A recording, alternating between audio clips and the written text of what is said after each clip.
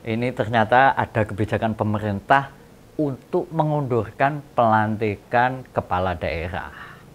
Dan coba tebak siapa yang mau kita bahas, yang mau kita kupas di soal pemerintah daerah. Kita senggol Bung Deddy Mulyadi atau Kang Deddy Mulyadi.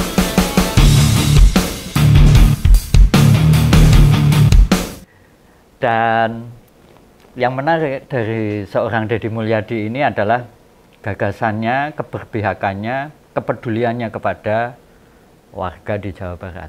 Ini saya merasa sangat iri sebetulnya, karena sebagai warga Jawa Tengah melihat Jawa Barat masyarakatnya akan jauh lebih punya pemimpin yang perhatian sama mereka. Dan kali ini kita akan melihat betapa Kang Demul ini punya kepedulian yang besar terhadap Jawa Barat.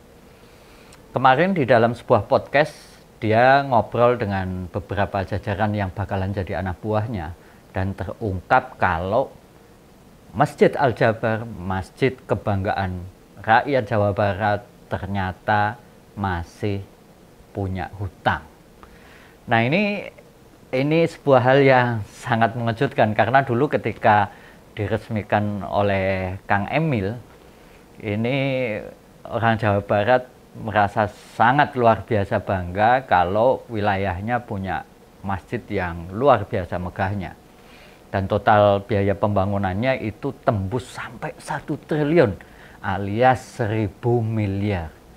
Coba bayangkan betapa luar biasanya biaya pembangunan Masjid Al-Jabar ini. Dan bagi kawan-kawan senggolers, itu dana 1 triliun itu rupanya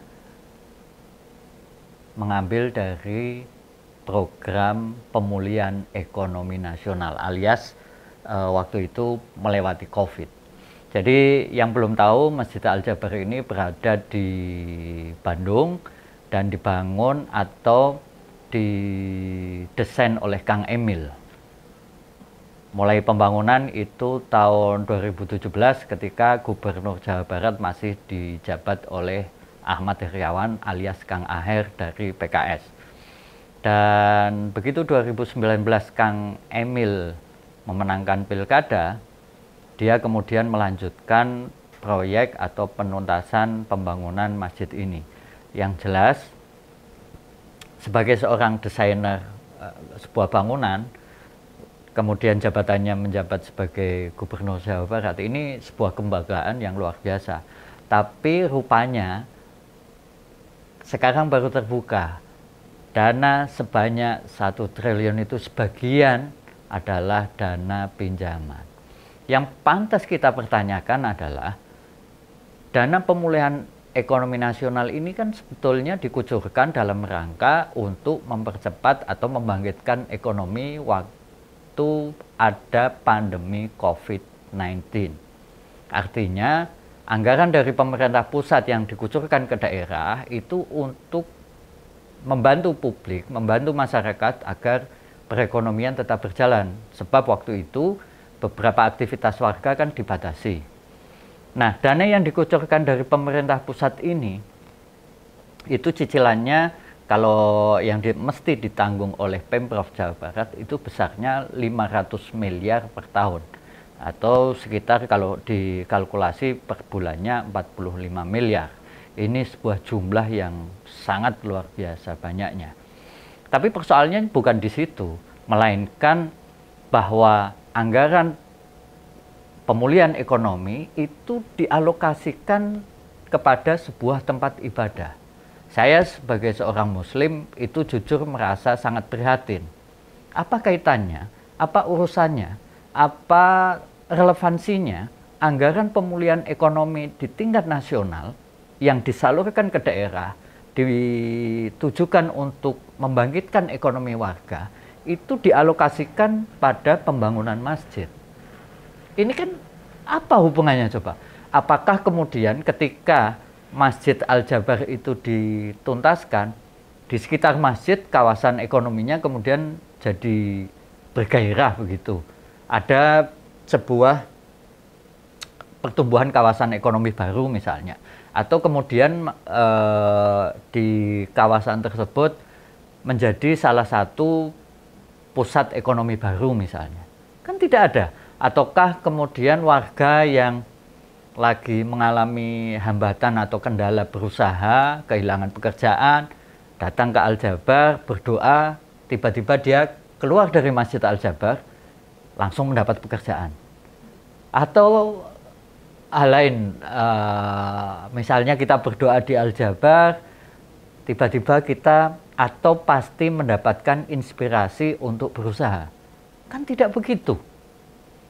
Yang model beginian ini mestinya menjadi sebuah temuan, menjadi sebuah kajian, menjadi sebuah penyelidikan. Apakah target PEN atau tujuan kucuran dana PEN meskipun sifatnya pinjaman ke daerah itu digunakan atau dialokasikan sebagaimana mestinya. Dan pada saat Kang Deddy melakukan perbincangan, kita nggak tahu nih jumlah besarannya berapa.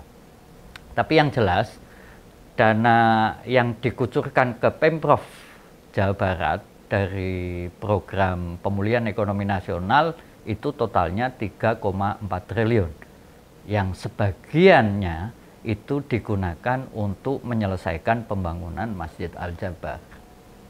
Saya tahulah secara pribadi mungkin Kang Deddy Mulyadi ingin menggali hal ini, menanyakan berapa besarannya, lalu dia merasa keberatan dengan alokasi ini, dia dalam hatinya pasti punya rasa itu. Tetapi Kang Deddy Mulyadi enggan untuk menggali lebih dalam. Berapa sih alokasi dana PEN yang sebetulnya untuk menuntaskan Masjid Al-Jabar?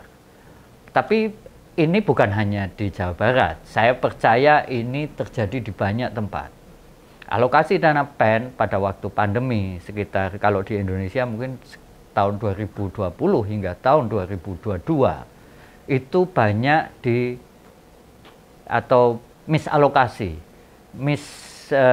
penggunaan, implementasi. Tidak sesuai dengan yang diharapkan. Contoh nih, selain untuk Pemprov Jawa Barat, bisa saja untuk membangun sekolah misalnya. Kan tidak ada korelasinya. Apa urusannya membenahi gedung sekolah dengan program pemulihan ekonomi nasional? Atau misalnya nih, untuk membangun rumah sakit. Apa urusannya dengan pemulihan ekonomi nasional? Atau kemudian untuk membenahi irigasi? Ini sama sekali tidak berkaitan langsung dengan program pemulihan ekonomi nasional yang waktu itu memang didorong oleh pemerintah agar imbas maupun perputaran ekonomi di daerah itu tidak macet.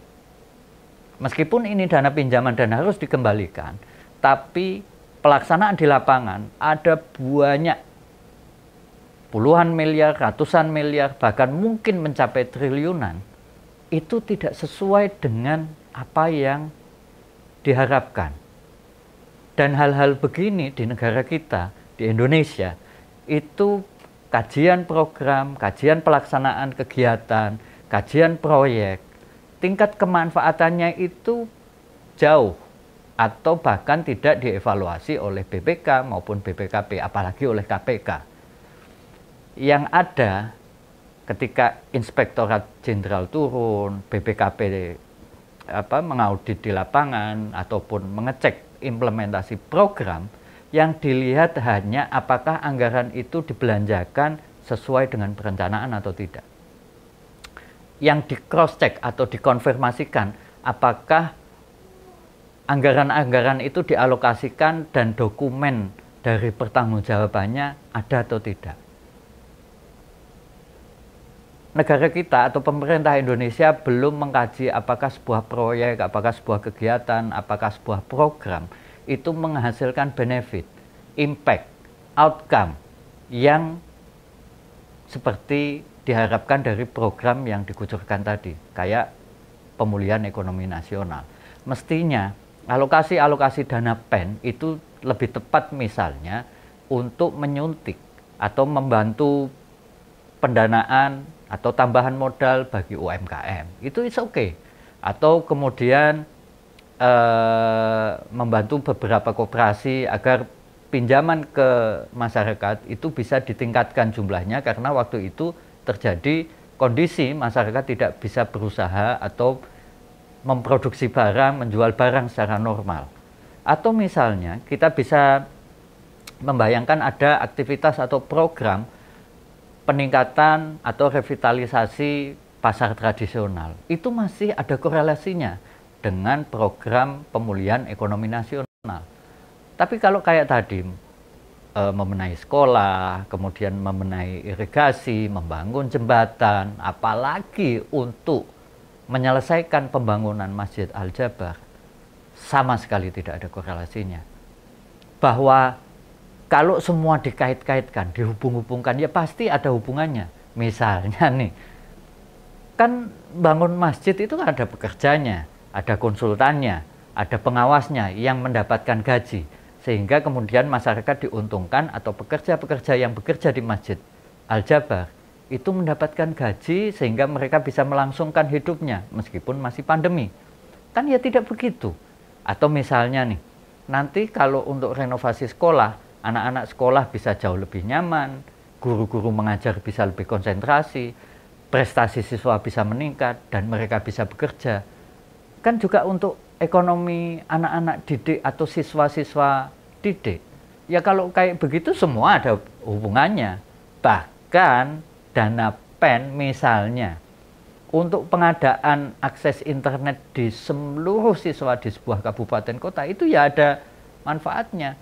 Tapi kan kita nggak bisa mengait-ngaitkan sesuatu dengan program ekonomi atau program pemulihan ekonomi nasional. Ini kan tidak benar. Bahkan anggaran PEN dialokasikan misalnya untuk obat-obatan, untuk pengadaan masker, untuk perawatan bagi yang terkena pandemi COVID, itu kan juga nggak ada hubungannya. Oke lah, misalnya ada pekerja yang kemudian terkena COVID sehingga dia harus beristirahat atau harus bekerja dari rumah, dan perusahaannya tidak mampu menggaji secara normal, lalu ada subsidi, ada bantuan dari dana PEN, kan itu untuk pemulihan ekonomi, begitu? Kan ya tidak. Kita mestinya menempatkan sesuatu, mengalokasikan dana, itu sesuai dengan peruntukannya. Kita tidak bisa membayangkan, kalau di Jawa Barat sekelas Masjid Al-Jabar, yang anggarannya mencapai 1 triliun, ini sebenarnya berapa sih dana PEN yang dialokasikan ke sana? Karena sebagai seorang muslim, jujur saya merasa malu. Sebuah masjid milik pemerintah provinsi harus dibangun dengan dana yang tidak sesuai dengan peruntukannya. Ini kalau begini, misalnya ada orang berjamaah di sana, sholat, beribadah, ini malaikat nyatatnya gimana ya? Ini kan, ini kayak apa? Dan yang penting Senggolers tahu, biaya perawatan Masjid Al-Jabar per bulannya mencapai miliaran. Ini loh yang kadang kita itu membanggakan atau pantas berbangga dengan agama kita, tapi lupa membangun fasilitas-fasilitas peribadatan itu secara berlebihan. Apa sih sebetulnya bedanya antara masjid yang sangat luar biasa megahnya dengan masjid yang biasa saja? Apakah ada beda ketika kita sholat di Masjid Al-Jabar dengan di musola di kampung kita, dengan langgar di kampung halaman kita, dengan masjid yang ada di dekat rumah orang tua kita?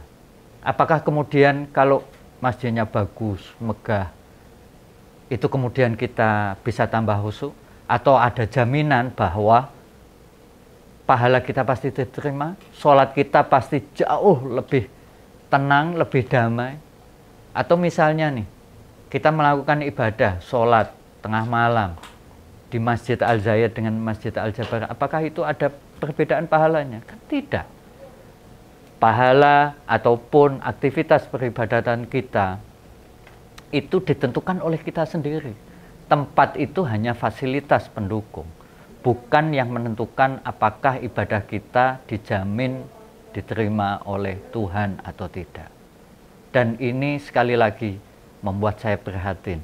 Tempat-tempat ibadah kita, tempat-tempat di mana mestinya kita berserah diri kepada Tuhan, justru malah dibiayai dari anggaran-anggaran yang mestinya dimanfaatkan untuk warga negara apapun agamanya.